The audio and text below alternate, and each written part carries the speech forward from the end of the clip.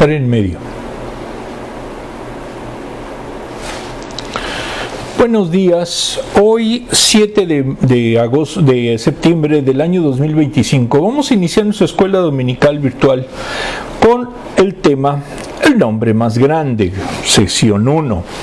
Vamos a entrar aquí a un tema profético y como tal vamos a dar inclusive algunas reglas hermenéuticas sobre cómo se debe de estudiar este tipo de temas. No es sencillo ni para los propios judíos, porque a la fecha todavía siguen pensando si Jesucristo es o no el Mesías. Y veamos los siglos que ya tiene. Entonces, para quien diga que esto es sencillo y que cualquiera, pues no sabe lo que habla. Como siempre vamos a ver la versión en español del material de Lightwave, que es de la Convención Bautista del Sur, que es una de las dos más grandes de nuestra denominación. Primeramente vamos a ver la idea central. Solo hay un Dios y solo su nombre marca gloria. Aplicación para la vida. ¿Qué es una celebridad? Un famoso. Es una persona cuyo nombre es reconocido por la mayoría de las personas. Lionel Messi, Luis Miguel, Donald Trump, lamentablemente Tom Cruise. Vivimos inmersos en una cultura de celebridades. La gente famosa es la que puede darse los lujos que la gente común no puede. La gente famosa es la que posee el poder y tiene a personas que le sirven todo el tiempo. Pero Jesús vino a mostrarnos algo completamente contracultural. Aunque el suyo es el nombre más grande e importante de todos los tiempos, vino como siervo. Así describe Isaías al mismísimo representante de Dios en la tierra. El siervo vendría para traer justicia y luz a todas las naciones, para dar fuerza a los débiles, animar a los desalentados, liberar a los cautivos y sanidad a los enfermos. Parte de lo que nos revela este pasaje es que el nombre del siervo es el mismo nombre del Señor.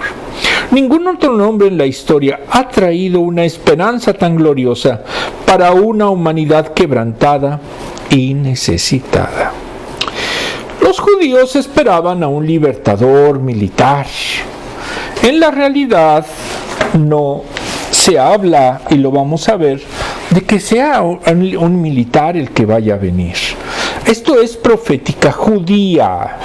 Entonces todo lo debemos de ver en el contexto de esa cultura. Como post, ahorita los analizamos. Muy bien, ahora vamos a ver la versión inglesa. Los nombres son importantes. Es raro ver niños llamados Judas o Damián, o escuchar que se mencione Jezabel como posible nombre de niña. No, le diría muchas cosas. En cambio, los nombres se eligen para inspirar y animar. Me he heredado un nombre genial, al menos mi apellido. Mi nombre es completamente diferente. Me pusieron por un personaje de telenovela que a mi madre le parecía adorable y que también murió poco después de mi nacimiento, el mal comienzo. Mi abuelo y mi padre vivieron vidas que honraron y respetaron el apellido que heredé. En varias ocasiones me llamaron el nieto o hijo de fulano, con gran orgullo. Justo antes de terminar la universidad, mi padre me dijo que nunca olvidara quién era, ni cuál era mi apellido. Un gran reto, pero lo acepté con gusto. El profeta Isaías habló de un siervo venidero que representaría a Dios. Ahora conocemos a ese siervo por su nombre, Jesús. Su misión para los cristianos. Su misión era representar fielmente a Dios y su nombre y honrarlo y glorificarlo. Descubramos cómo dijo Isaías que Jesús haría eso. En el post del lado izquierdo vemos la carátula del tema y lo señala precisamente Jesús. Del lado derecho vemos a lo que es la Biblia como una luz que dimana, porque a fin de cuentas Jesucristo vino a traer luz a este mundo. Vamos a ver el aspecto de la Escritura. Isaías 42 del 1 al 4. Este es mi siervo, a quien sostengo, mi escogido, en quien me deleito, sobre él he puesto mi espíritu, y llevará justicia a las naciones. No clamará, ni gritará, ni alzará su voz por las calles. No acabará de romper la caña quebrada, ni apagará la mecha que apenas arde, con fidelidad para la justicia. No es fácil entender el lenguaje, y eso que estamos hablando de una traducción de la Nueva Versión Internacional. En la Reina de Valera todavía viene más complejo. No vacilará ni desanimará hasta implementar la justicia en la tierra. Las costas lejanas esperan su enseñanza.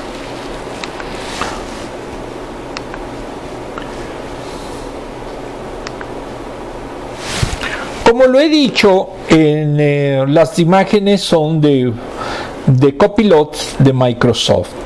Entonces aquí se ve como una luz en una descendencia simboliza a Jesús. Y del lado derecho se ve cómo era la escritura judía. No es sencillo entenderla porque precisamente viene de derecha a izquierda, no se escribe como el español. Vamos a interpretación de los libros proféticos. Aquí vamos a hacer una pequeña introducción de cómo se debe de interpretar un texto profético. De acuerdo al libro Hermenéutica Bíblica de Pepe Mendoza, editorial CLIE, nos dice que tienden a ser evitados o malinterpretados. Se tiende a tomar pequeñas porciones que son mayormente palabras de consuelo o ánimo y se sobreenfatiza la futurología. De acuerdo a Barton Payne, hay 8.352 versos con material predictivo en ellos, es decir, el 27%. Tiene que ver con predicción sobre el futuro. En el Antiguo Testamento hay 6.641 de 22.210, es decir, el 28.8%. Los únicos libros sin materia predictiva son Ruth y el Cantar de los Cantares. En el Antiguo Testamento, Isaías tiene un 59% en el que habla del futuro, aunque solo el 2% de las profecías del Antiguo Testamento son mesiánicas. Describen la era del nuevo pacto y tienen este tipo de textos las siguientes características. Primera, toda profecía fue hablada por hombres que fueron directamente convocados por Dios, Jeremías 14:14. Actúan como sus representantes, Mateo 2 del 1 al 4. 2. La mayoría de las profecías están relacionadas con el futuro inmediato de Israel, Judá y las naciones contemporáneas a esos reinos. Se refieren a su futuro y no al nuestro, pero tiene un alto contenido espiritual y moral que sirve de enseñanza para todas las generaciones. 3. Profetas como Samuel, Elías o Eliseo son más conocidos por sus obras que sus profecías. 4. Toda profecía tiene un carácter enigmático y por lo tanto la profecía no está dada para ser entendida completamente antes de su total cumplimiento. No significa que no se pueda percibir la advertencia y las consecuencias futuras de su desobediencia al tener mucho material simbólico o figurativo. Se hace necesario tener mucho cuidado con el significado de las palabras. Muchas veces le agregan significados que no tienen. ¿Por qué? Porque le encanta especular al hermeneuta, al que está dedicado a la interpretación. Le gusta poner en su momento, a veces hasta de su cosecha, por ejemplo, Agustín de Hipona. 5. Toda profecía da por sentado que el Señor ha manifestado su voluntad y su pacto a su pueblo, y por consiguiente toda profecía funciona como un reforzador y advertencia para no perder de vista los beneficios de la obediencia o las maldiciones que pueden producir la desobediencia. Es importante familiarizarse con el contenido de la ley, de la Torá, y las categorías de bendición y maldición que se encuentran en el Levítico 26 y Deuteronomio 4 y del 28 al 32. 6. Toda profecía responde a una perspectiva profética, donde se mezclan los aspectos cercanos y lejanos en una misma visión o mensaje. Es como ver dos picos de montañas, pero sin ver la distancia y las características entre ambas cumbres. 7. Toda predicción profética no es absolutamente independiente una de otra. El Señor tiene un plan perfecto e inmutable que se va desarrollando en medio de las circunstancias cambiantes del ser humano, por lo que toda profecía está unida en el plano eterno de Dios y también responde a las circunstancias de la vida bajo el sol. 8. Toda predicción profética encierra el deseo de Dios para su pueblo de todos los tiempos. Primero, que creamos correctamente. Esto es lo que se conoce como la ortodoxia. Y 2, que actuemos correctamente. La ortopraxis. 9. Los profetas tenían un entendimiento general de las profecías, de sus consecuencias, y eran capaces de relacionar sus predicciones con los eventos contemporáneos y circunstancias que les daban origen. Por ejemplo, Amós 3, del 1 al 8. 10.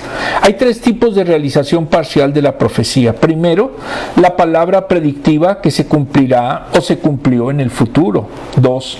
La palabra histórica que se relaciona con cada generación, que se conecta con esa predicción de diferentes maneras. Y 3. El cumplimiento final de esa palabra en el Nuevo Testamento o en la segunda venida de Jesucristo. 11. Hay tres tipos de profecía. Primero, incondicional, responde a los eventos de la historia de la redención. Jeremías 31, del 31 al 34. 2. Condicional, responde a la actitud del pueblo ante la advertencia profética. Levíticos 26, Deuteronomio 28 al 32.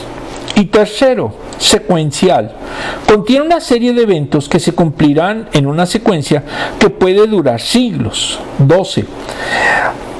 Al leer las profecías podemos buscar el siguiente patrón. Primero, A.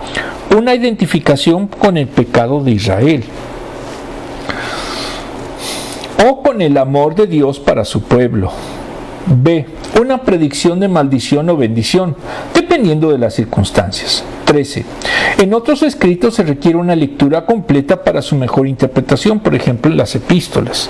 Las profecías están menos interconectadas, por lo que es mejor tomar tiempo y distancia una de otra para una mejor interpretación. Y 14. Para una adecuada interpretación de los libros proféticos necesitamos algunas ayudas externas, diccionarios y comentarios que nos presenten una vista panorámica del libro junto con sus características históricas y documentales. Haber leído una buena introducción de cada libro nos puede ayudar a entender las situaciones particulares por lo que el pueblo y los profetas atravesaron. Versículo 1. De acuerdo al libro de Isaías de C.F. Keil y F.J. Delis, esos libros son autores alemanes, entonces esta es una traducción, editorial CLIE, nos dice que Dios introduce a su siervo en Isaías 41.8. Este epíteto, mote, apodo, se aplicaba a la nación que había sido escogida como sierva, pero el siervo de Dios que ahora aparece es distinto a Israel, ni a un tipo de personalidad colectiva, ni tampoco al profeta, por las características que sobrepasan ese ministerio. Se debe entender que se refiere al Cristo futuro, y es la visión adoptada en el Targum. El Salvador que viene no aparece como hijo de David, como en Isaías 7:12, es decir, como la idea personificada de Israel, es decir, como su verdad y realidad encarnada en una persona. Se puede decir que esta expresión adoptó la forma de una pirámide. La base era Israel como un todo, la parte media era el Israel que no era según la carne, sino según el Espíritu, y la cúspide, la forma, la persona del mediador de la salvación que brota de Israel.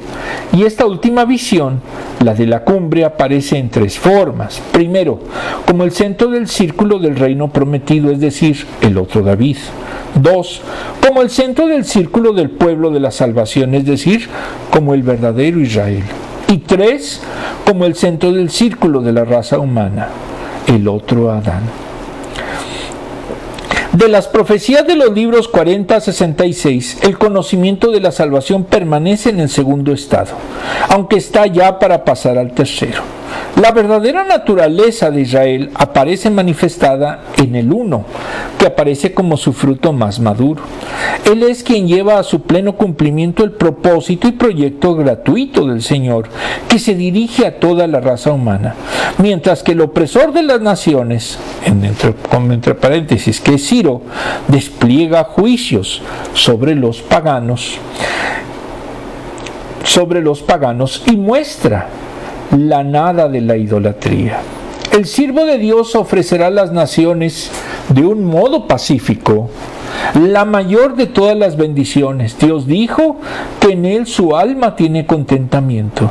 También dijo que lo había dotado con su espíritu, y por eso él ejercerá el derecho absoluto y divino, más allá del círculo en el cual se encuentra el mismo, llegando de esa forma muy lejos, es decir, hasta los gentiles en la verdadera religión, mirada desde su lado práctico, como norma y autoridad para la vida en todas sus relaciones, es decir, la religión como la ley de la vida.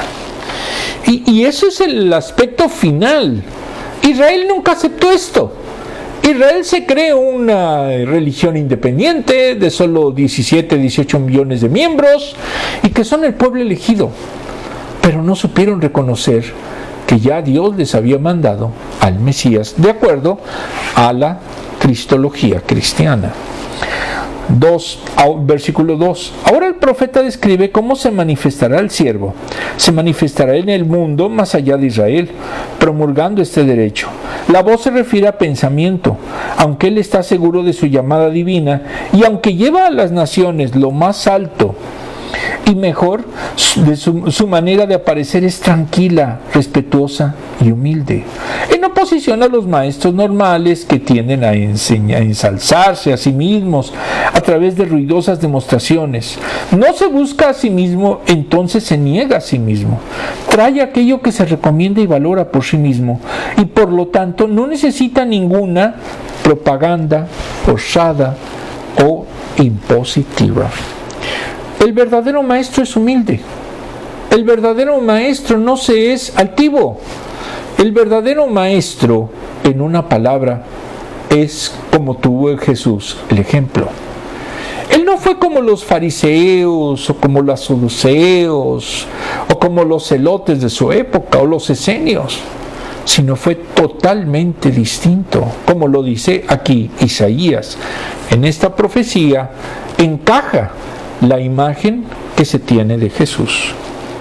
Versículo 3. Cascada o cañada, como lo dice en la del nuevo versículo, nueva versión internacional, significa medio roto.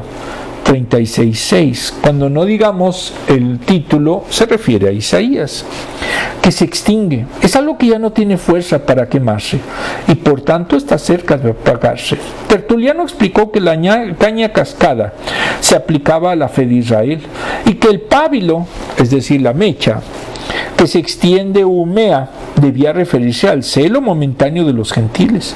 Pero semánticamente difícilmente puede defenderse de esta forma. Es más bien una referencia del tipo general y se aplica a aquellos cuya vida interior y exterior está como colgando de un débil hilo. Él no rompe ni extingue completamente en un sentido destructor. Él no devastará la vida de esta como muriendo, sino que la salvará. Su tarea no es la de arruinar, sino la de salvar. Este es el sentido de la frase: Él hará que la justicia sea verdadera. Es decir, que alcance la eficacia y permanencia plena. Se debe traducir conforme a la verdad. Ha de entenderse en un sentido subjetivo y práctico, como indicando aquel conocimiento y reconocimiento de los hechos verdaderos dentro de los complejos asuntos de la vida de los hombres, de tal manera que pueda promoverse al mismo tiempo la equidad y la amabilidad. Aquí no habla de mentiras.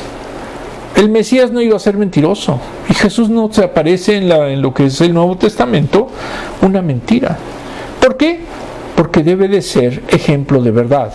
Si no entendemos lo que es la verdad y nos apasionamos por mentiras o por fantasías o por hechos subjetivos, simple y llanamente nunca vamos a ser objetivos. Versículo 4. El siervo de Dios nunca perderá su fuerza ni abandonará su función. Él ejecutará su llamada con sabia moderación. Eclesiastés 12:6. Su celo no se extinguirá, ni habrá nada que rompa su poder hasta que él haya logrado asegurar por derecho un estado de firme seguridad sobre la tierra, y se puede interpretar de dos maneras. Todo lo que sigue puede estar gobernado hasta que las islas hayan creído en su instrucción. 2. Puede ser una sentencia independiente. Marcos 12:21. De estos dos, la última es la correcta, y entraña esperar con ansia la instrucción de una persona. Job 29:23. Y más cuando el mensajero de los gentiles será bien recibido entre ellos. Vemos el ejemplo de la samaritana, por la necesidad de la salvación que mostrarán. Se encuentra afinidad con el Evangelio de Juan. El grito o deseo de salvación discurre por toda la raza humana, y cuyo deseo es la llegada del siervo y su instrucción desde Sión, Isaías 2:3. Entonces existe un deseo del Evangelio, es decir, de la palabra de Dios. Desglose. Siervo, no queremos que se nos describa a nosotros. Preferimos ser jefes. Es más divertido cuando otros nos sirven. Isaías nos dice que la única esperanza de que alguien enviado por Dios se convierta en nuestro siervo, él depende absolutamente de Dios Padre, y siempre lo obedece. El Padre proclama su aprobación cuando en su bautismo dijo: "Este es mi Hijo amado en quien tengo complacencia", Mateo 3:17. Este siervo no viene a cumplir libertad política, aunque eso es lo que creían los judíos del siglo I. Estaban cansados de la opresión de Roma, anhelaban un libertador nacional. Esa es la esperanza que se tiene hoy en candidatos políticos. Esperan que puedan resolver los problemas de la economía, salud y educación del país. Isaías dijo que el siervo no gritará ni alzará su voz en las calles. No buscará fama ni reconocimiento. Su mayor característica es su compasión. Será misericordioso con los quebrantados y humillados, con los que no tienen esperanza. Como siempre lo he dicho, si estuviera en este momento Jesús, sería un homeless, porque no tenía nada, ni siquiera casa, solo sabiduría. Y eso es lo que no quieren entender. Le construyen palacios en sus iglesias como si fuera ese el mandamiento. Lo que él quería era que se enseñara amor y que la iglesia fuera un foco de amor, no de lujos. Es lo contradictorio de todas las iglesias formales que existen. La verdadera palabra de Jesús fue de una gente que no tenía nada, y buscó y luchó a los que no tenían nada, a los pecadores. Eso es lo que no se entiende de una iglesia formal. Muy bien. Dice: su aceptación y gracias a los más frágiles de la humanidad lo convierte en un siervo humilde y profundamente amoroso. No vino para desechar a los débiles de este mundo, sino para ser su sustento en la entrevista de trabajo. Tratamos de parecer lo más confiados y fuertes posibles. Queremos ocultar nuestras faltas y debilidades. Es difícil ser sinceros y dejar que la gente nos conozca como realmente somos. Pero a Jesús podemos acercarnos con confianza, sabiendo que Él nos aceptará de toda nuestra debilidad y con todas nuestras fallas. La última característica que encontramos es que el siervo trae justicia perfecta. No es el tipo de justicia que pensamos. Todos anhelamos que se haga justicia cuando vemos que alguien comete injusticia, especialmente contra nosotros. Pero Jesús trae otro tipo de justicia, no solo para Israel, sino para toda la humanidad. Es la justicia que necesitamos para presentarnos ante un Dios santo. La justicia de Cristo irá creciendo para llegar a todas las naciones a través de la proclamación del Evangelio por parte de la Iglesia Es proclamación, no es imposición. Jesucristo no quería una teocracia y así lo dijo bien claro. La teocracia será cuando sea el milenio, pero eso será mucho después y faltan que pasen muchas cosas. A través de la proclamación del Evangelio por parte de la Iglesia, pero de la verdadera Iglesia. Y finalmente se convertirá también en justicia social y política cuando Él regrese para reinar. Esto parece una tarea muy pesada y abrumadora para cualquiera, pero el siervo tiene una misión y no se cansará, y no se cansó, ni se detendrá hasta que la cumpla a la perfección.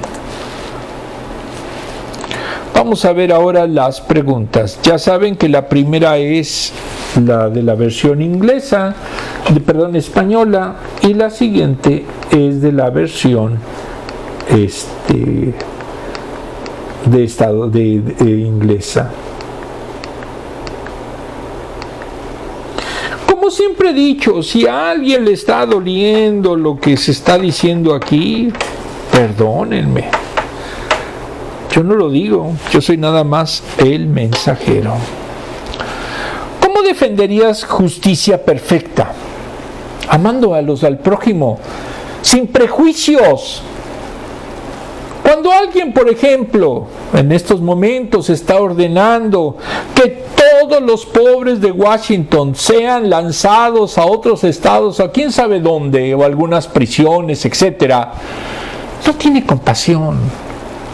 Es una gente miserable.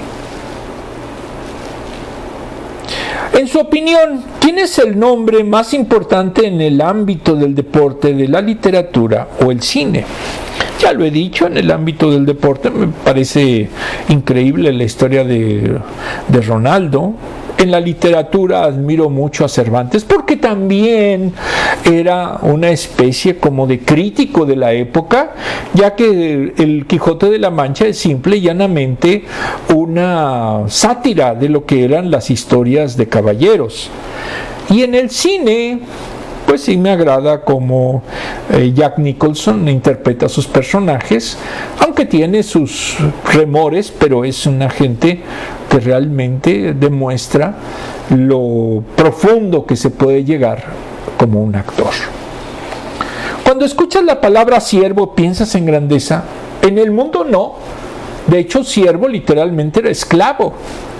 Pero para aspectos cristianos, el siervo es el servidor de todos y es el líder, o debe de ser el líder.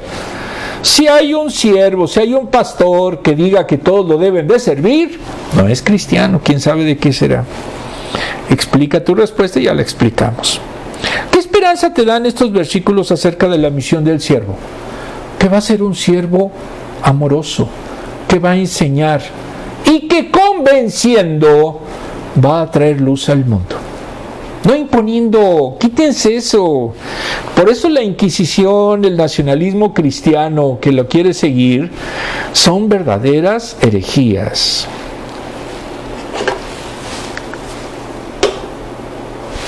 Vamos a continuar con la palabra. Véanlo, yo no lo digo, lo dice la palabra. 42 del 5 al 8. Así dice Dios, el Señor, el que creó y desplegó los cielos, el que expandió la tierra y todo lo que ella produce, el que da alimento al pueblo que la habita y vida a los que en ella se mueven. Yo, el Señor, te he llamado en justicia, te he tomado de la mano, yo te formé, yo te constituí como pacto para el pueblo, como luz para las naciones. ¿Se acuerdas cómo se presentaba Jesús? Yo soy la luz del mundo. Para abrir los ojos de los ciegos, lo hizo. Para liberar de la cárcel a los presos, lo hizo. Y del calabozo a los que habitan en tinieblas. La sabiduría es lo que hace, da luz al que está en tinieblas, al ignorante. Y es lo que hizo Jesús. Yo soy el Señor. Ese es mi nombre. No entrego a otros mi gloria, ni mi alabanza a los ídolos. Solamente se puede adorar a Dios. Si usted adora otra cosa diferente a Dios, pues no es creyente. Si a usted le importa más el dinero, no es creyente.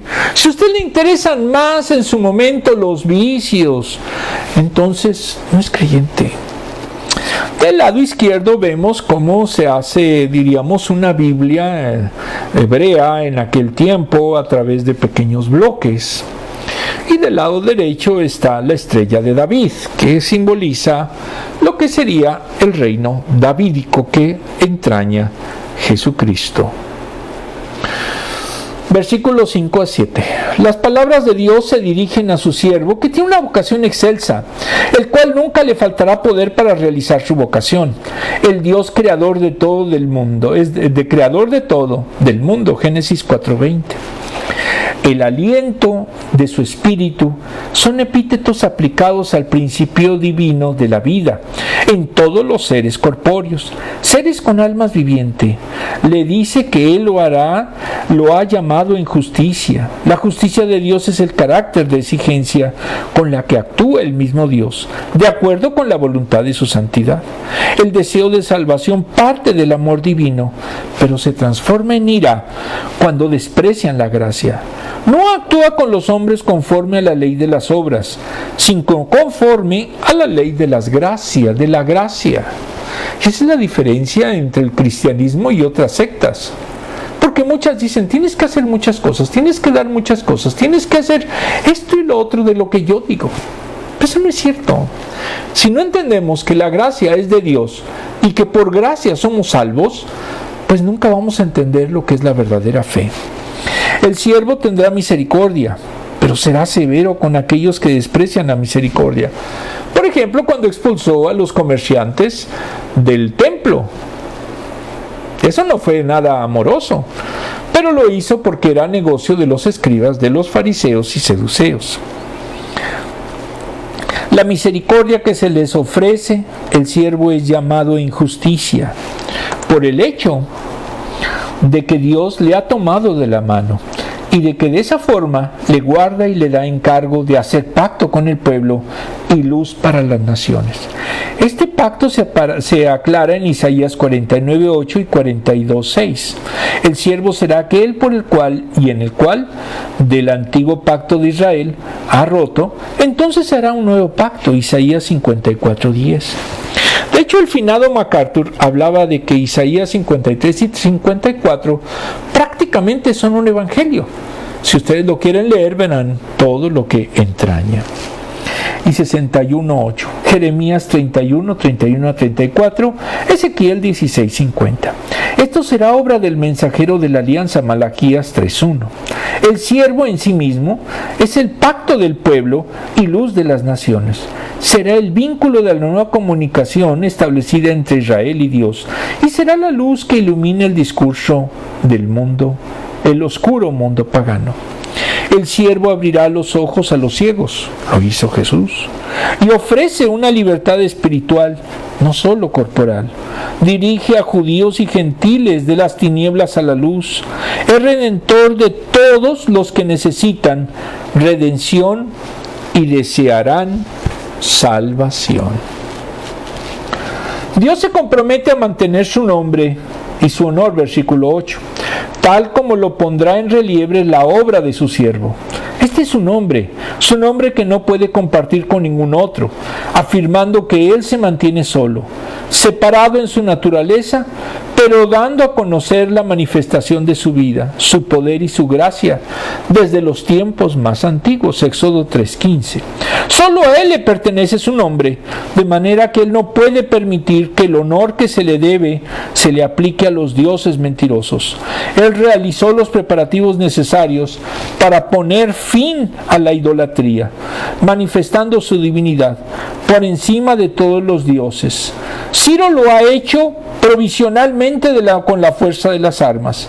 El siervo completará su obra a través de la fuerza espiritual de su simple palabra, con su amor generoso, no egoísta. Entonces vemos dos vertientes. Ciro es el brazo ejecutor de la época, pero el Mesías, el siervo, será con la pura palabra. Desglose. Nuestra confianza en alguien siempre está basada en sus capacidades. Si es alto, creemos que jugará bien baloncesto. Si sabe medicina, confiamos en que nos dará el tratamiento ideal para nuestras enfermedades. Dios es creador supremo, todo viene de Él en todo el universo, incluidos nosotros. Eso es para los creyentes. Por eso es digno de toda confianza. Él puede cumplir siempre sus propósitos. Si Él ha determinado que sus propósitos se cumplan a través de su siervo, entonces Él no fallará. Todos estamos limitados o tenemos carencias de esta vida. A veces hay hambre, requerimos comida. Si tenemos sueño, debemos dormir. Pero en la Biblia nos habla de necesidades espirituales. Si estás en la oscuridad, necesitas luz. Y Jesús vino para hacer la luz del mundo. Si eres ciego, necesitas recuperar la vista. Y Jesús vino para hacernos ver. Si estás encarcelado, necesitas libertad. Y Jesús vino a romper nuestras cadenas y sacarnos de la prisión del pecado. Estas descripciones se refieren a nuestra idolatría, que es la injusticia más grande del universo. Es la traición cósmica de la criatura contra su creador. Ser liberados de nuestra idolatría es nuestra mayor necesidad. La idolatría no da la gloria a quien realmente la merece. Cuando ponemos nuestra esperanza en el dinero, estudios o alguna relación para tener verdadera felicidad, estamos dando la gloria a dioses falsos. La gloria solo pertenece a Dios y no compara su gloria con nadie. Jesús a lo largo del Nuevo Testamento es glorificado constantemente y en el plano de Dios para la eternidad. Él también será glorificado. El nombre de Jehová es el mismo nombre del siervo Jesucristo. Y aquí volvemos al aspecto trinitario. No son lo mismo, aunque algunos digan que sí. Tienen la misma esencia. Todos somos adoradores por naturaleza. La pregunta no es si adoras algo, sino qué es lo que adoras. Queremos encontrar valor y felicidad en nuestras vidas, invirtiendo tiempo y esfuerzo en lo que creemos que nos va a traer esa satisfacción. El anhelo de nuestra alma es encontrar significado y gozo. Mientras busquemos esto en lo temporal de este mundo, vamos a seguir siendo desilusionados y tendremos un sentido de frustración y decepción. La justicia y la gloria perfectas y eternas se encuentran solo en Dios a través de su siervo, si de verdad somos cristianos. Vamos a ver la siguiente pregunta. ¿Cómo está la pila? Bien. ¿Está verde todavía? Amarilla. Entonces ya vamos a detenerla tantito para cambiarla.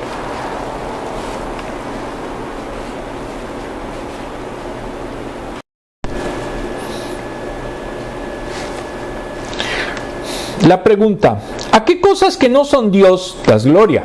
Muchos al dinero, muchos a la diversión, muchos a los placeres. Pero si no le damos primero la gloria a Dios, pues entonces no somos creyentes. ¿De qué manera ves que la gente da gloria a los ídolos en lugar de a Dios? Lo que dijimos ahorita. Hay gente que le importa más lo que gana, que vive para el dinero, es más, ni siquiera come por no gastar. Y esas gentes miserables, lo único que tienen es a su Dios que se llama dinero. Muy bien. Y no se diga los ídolos. Hay gente que cree que una estatuita le va a dar felicidad. Y esas estatuitas, pues no son Dios. Y si usted le quiere llamar Dios a esas estatuitas, pues es idólatra. Y como vimos en esta escritura, Dios no quiere a los idólatras. Del 9 al 12. El 13 creo que aquí es el de le puse uno más. Las cosas pasadas se han cumplido y ahora anuncio cosas nuevas. Las anuncio antes que sucedan. Este es un texto predictivo. Recordemos lo que habíamos visto al principio. Canción de alabanza al Señor. En casi los libros proféticos siempre vemos canciones. Entonces este es, diríamos, que el corolario de lo que había señalado. Canten al Señor, el 10, un cántico nuevo. Ustedes que descienden al mar y todo lo que hay en él. Canten canten su alabanza desde los confines de la tierra, ustedes, costas lejanas y sus habitantes. Que alcen la voz el desierto y sus ciudades, y los poblados donde Cedar habita. Que canten de alegría los habitantes de Selah, y griten desde las cimas de las montañas. Cedar es lo que sería la actual Petra. Den gloria al Señor y proclamen su alabanza en las costas lejanas. El último. Este no está en el texto, pero me pareció interesante. El Señor marchará como guerrero, como hombre de guerra despertará su celo, con gritos y alaridos se lanzará al combate y triunfará sobre sus enemigos. ¿Quiénes son sus enemigos?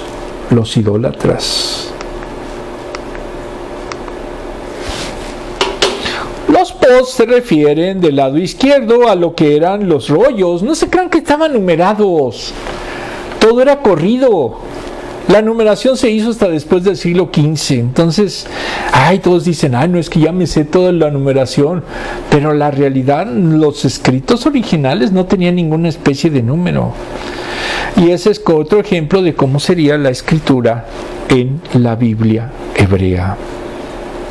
En el libro que tuve de referencia para hacer el contexto, ahí aparece cómo es el texto original en hebreo. Y es el mejor que encuentro de ese tipo. Es una serie también sobre algunos libros del Antiguo Testamento. No tiene todos, pero los que realizaron estos autores son verdaderamente increíbles. Versículo 9. La primera acción será destruir la idolatría, lo que les decía, realizada externamente a través de la campaña de Ciro, después de la restauración de Israel con la conversión de los gentiles. Esta es la obra doble del celo de Dios, que está ya realizándose.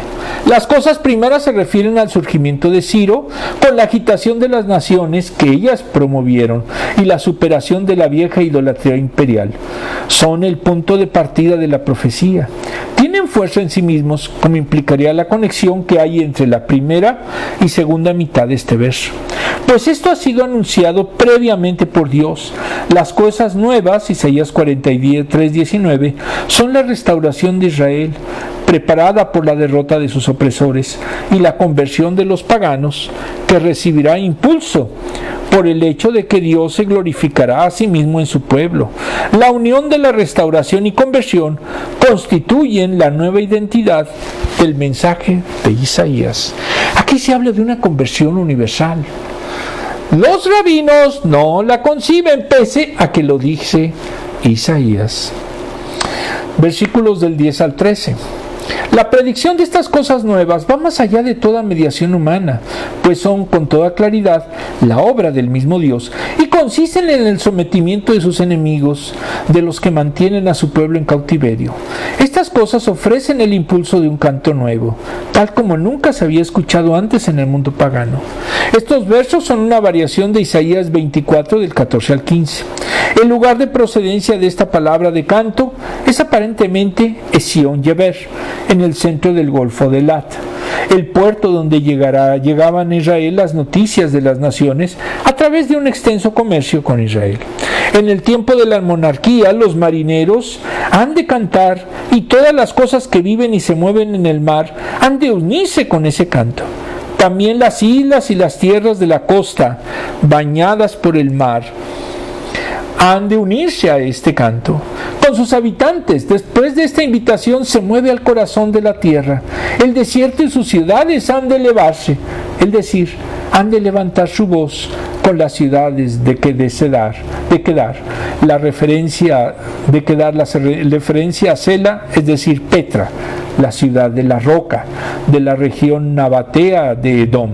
Isaías 16:11, y que son una verdadera joyas arquitectónicas de cómo pudieron hacer esas esculturas o esa ciudad en la piedra.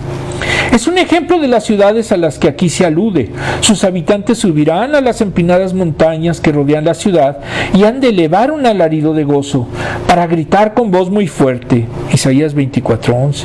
También los adaribe, árabes sedentarios, para distinguirlos de los guarebire, árabes de tiendas. Los moradores de Kedar son los que habitan en una morada fija. Establece la diferencia de los de la estepa en el versículo 12.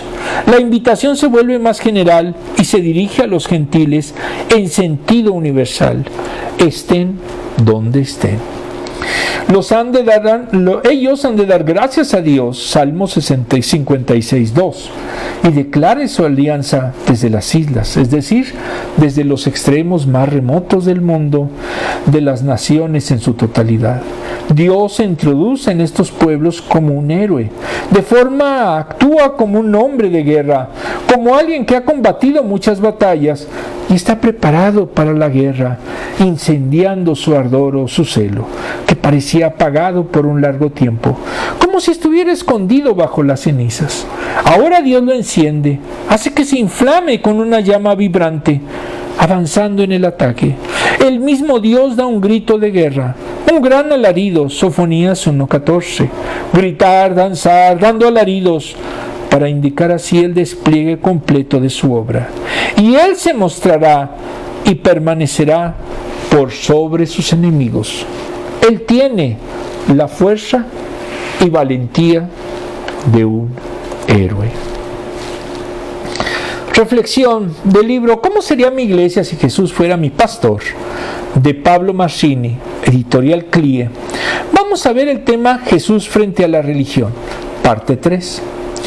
Basta recoger con atención el Sermón del Monte para darnos cuenta de lo que estamos mencionando. Cada una de las palabras confrontaba y dejaba al descubierto la intención de todos los grupos religiosos y espirituales, que se vieron desafiados, no solo por su oratoria, sino fundamentalmente por su vivir cotidiano, desprovisto de prejuicios y cargado de amor. A tal punto fue visibilizando de qué manera directa o indirecta los líderes religiosos se vieron coadyuvando para conspirar contra Jesús. Era un ejemplo, un modelo que los dejaba vulnerables frente a las personas, un líder que los ponía en jaque, los cuestionaba y los desafiaba, y cumplir la Torá de reflexión de manera adecuada y sin legalismos vacíos, algo que no podían tolerar. Veamos algunos ejemplos prácticos. Esta es una lámina que hace el autor. Aquí vemos en primer término, esto sería lo que serían los conceptos del monte y del Sermón del Monte, y a quién afectaba.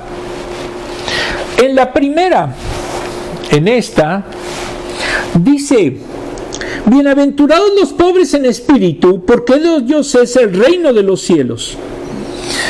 Los saduceos eran los que tenían, diríamos, el dominio del templo en aquella época, y eran altivos, eran orgullosos, eran déspotas, porque tenían el poder. Al extinguirse el templo, pues desaparecieron también los saduceos. La segunda, me equivoqué, aquí está. La segunda dice: bienaventurados los que lloran, porque ellos recibirán consolación. Imaginen ustedes lo que pensaron los celotes, que eran los terroristas de la época. ¿Cómo que llorar? No, yo voy a pelear. Pero él les decía que daba consuelo a los que lloraban por las injusticias. 3. Dice: bienaventurados los que tienen hambre y sed de justicia, porque ellos serán saciados. Imagínense esto, los puntillosos fariseos. Los fariseos actuales serían los ortodoxos, los que todo lo ven lo formal, pero no ven amor. Dice: bienaventurados los misericordiosos, porque ellos alcanzarán misericordia. ¿Cómo les caería eso a los celotes? pues no les gustaba, porque ellos no querían misericordia, ellos querían matar a los demás, como hacen ahorita Israel en Gaza. El siguiente, el penúltimo de esta parte de la tabla. Bienaventurados los limpios de corazón, porque ellos verán a Dios. Aquí, lógicamente, los paganos, pues de hecho llamaban bichos raros a los cristianos. ¿Por qué? Porque no seguían sus fiestas. Los paganos tenían orgías en cada fiesta de los dioses. Por eso eran tan populares en su momento esos dioses. Es una pachanga hasta morir. Entonces, pues lógicamente cuando les decían que necesitan ser limpios de corazón y de cuerpo, pues no les quedaba muy bien la idea. Y la última parte de esta tabla, bienaventurados los pacificadores, porque ellos serán llamados hijos de Dios. Los celotes era lo contrario, ellos eran los terroristas de la época, y los celotes llevaron a que se destruyera el templo cuando hicieron una revuelta. Continuando en su momento con la tabla, ahora vamos a la segunda parte de la tabla. Todavía no quiere, ya quiso. Ahora, en la primera parte dice: bienaventurados los que padecen persecución por causa de la justicia, porque de ellos es el reino de los cielos. Y aquí vienen los revolucionarios. ¿Quiénes eran los revolucionarios? Los cristianos. Ellos van a ser los que hicieron esa revolución no armada. La segunda, porque os digo que si vuestra justicia no fuere mayor que la de los escribas y fariseos, no entrarán en el reino de los cielos. Los escribas y fariseos, imagínense que eran supuestamente los mejores judíos de la época, pues no tenían piedad, no tenían misericordia, eran racistas, en una palabra, como hay muchos en la actualidad. El siguiente, la cuarta sería: oísteis que fue dicho, no cometerás adulterio, pero yo os digo que cualquiera que mira a una mujer para codiciarla, ya adulteró en su corazón. Aquí no se trata, aquí lógicamente los fariseos y los escribas, pues esto no lo veían, porque ellos creían que hasta que se diera el adulterio en sí, pues ya era adulterio. Pero Jesús aquí reescribió el mandato, porque les está diciendo que aún con una mirada libidinosa ya están entrando en adulterio. El siguiente: a cualquiera que te obligue a llevar cargas por 1 milla, ve con él 2. Bendecid a los que os maldicen, haced bien a los que os aborrecen. Los celotes, la enseñanza era contraria: hay que matar a los que ofendan. Ni se enciende una luz y se pone debajo de una almohada, sino sobre el calendero, y alumbra a todos los que están en casa. Esos son los esenios. Los esenios han oído hablar de los papiros o de los rollos de Qumran. Eran precisamente, se aislaban ellos en las cuevas, como hacen algunas sectas con sus monasterios o conventos, y creen que eso es estar purificados, pero no. Jesucristo no se escondió, Jesucristo no se fue a la montaña, Jesucristo no se fue a una cueva. Jesucristo estaba con la gente y ayudaba ¿a quién? A la gente. Muy bien. En una palabra, a todos les dio. Pero yo os digo, amad a vuestros enemigos, bendecid a los que os maldicen. Los celotes, pues no, era lo contrario. Hay que destruir a los enemigos. Los actuales judíos que están destruyendo Gaza son celotes, en la realidad. Y si saludáis a vuestros hermanos solamente, ¿qué hacéis de más? Los puntillosos fariseos, ellos en su momento estaban leyendo la Torá, se metían a todos los mandamientos, pero jamás ayudaban a la gente. ¿Por qué? Porque los pobres pues, no tenían derechos. eran pecadores. Y no se diga los pecadores en sí, porque los consideraban o aborrecían, pero de una manera, diríamoslo, totalmente discriminatoria en muchos sentidos.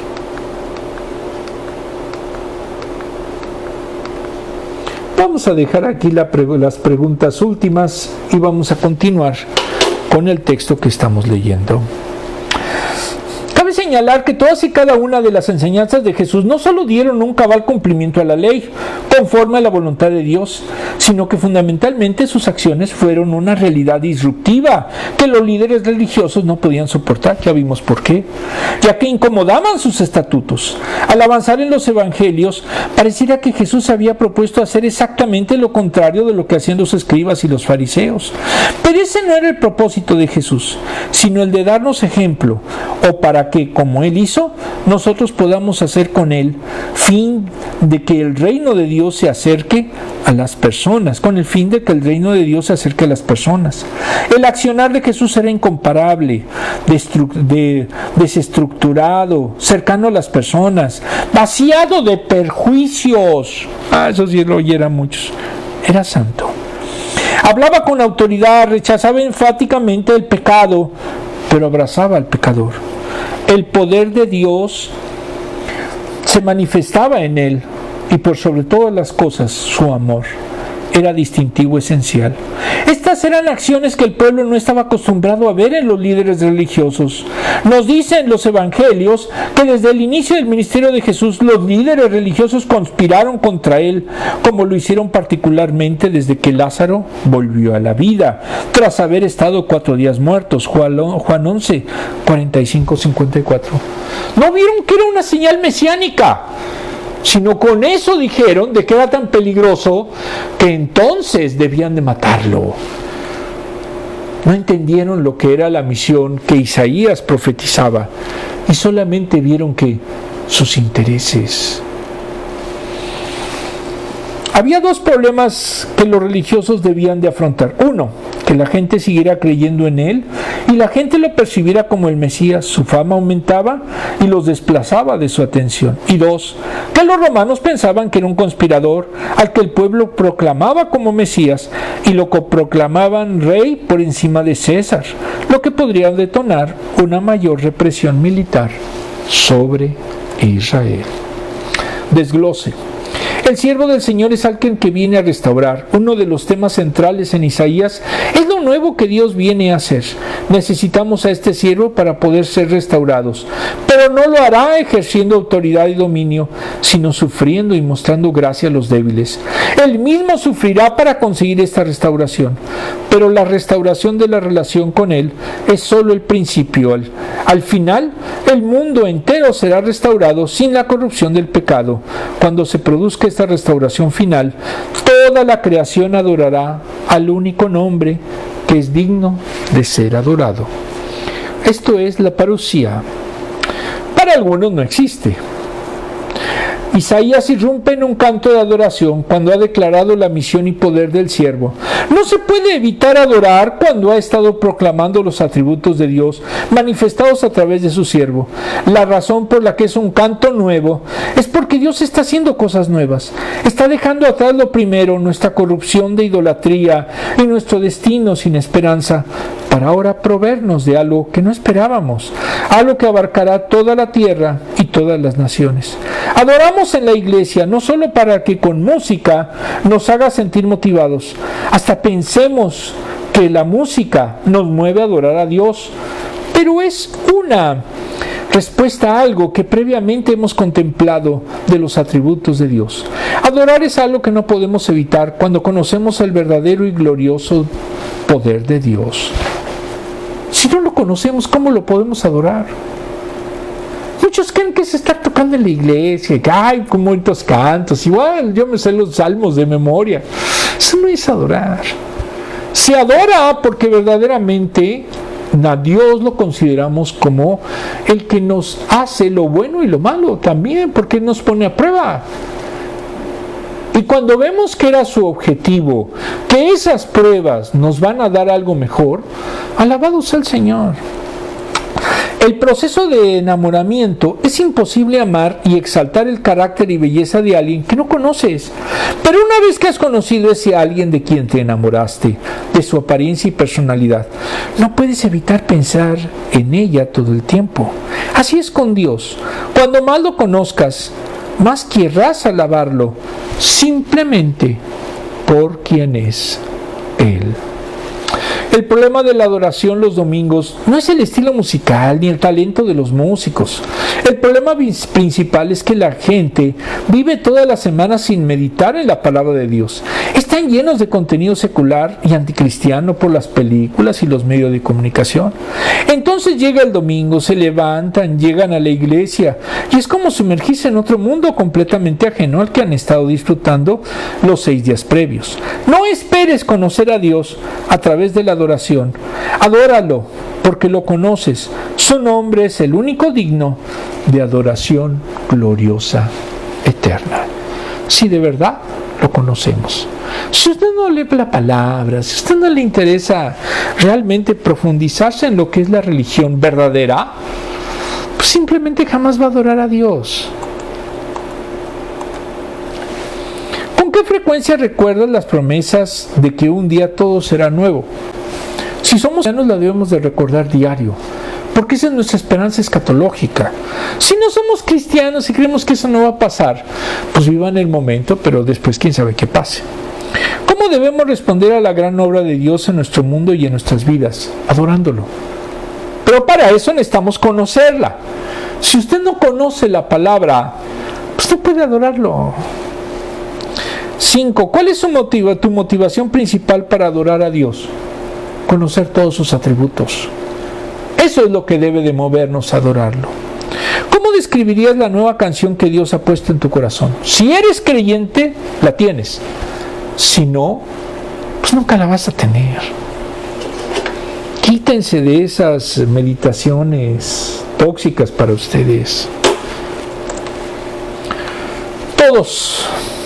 Isaías 42:16.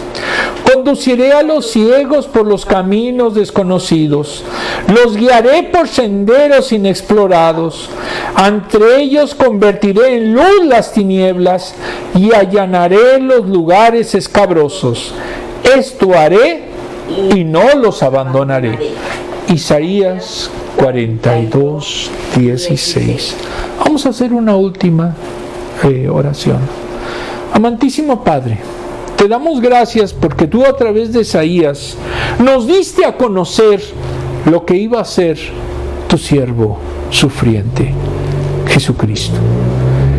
Para nosotros los cristianos, Jesucristo es el Mesías, es el Cristo, es el Hijo tuyo. Y por Él en su momento tenemos la posibilidad de ser redimidos. Él nos dio la luz a través de su palabra.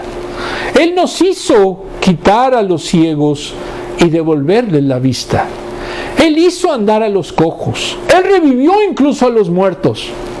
Pero sobre todo, a través del Nuevo Testamento, Él nos da el camino y la clave de la salvación, que es tu gracia.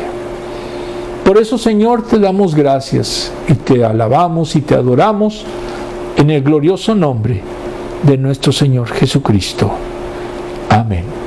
Nos vemos el próximo domingo.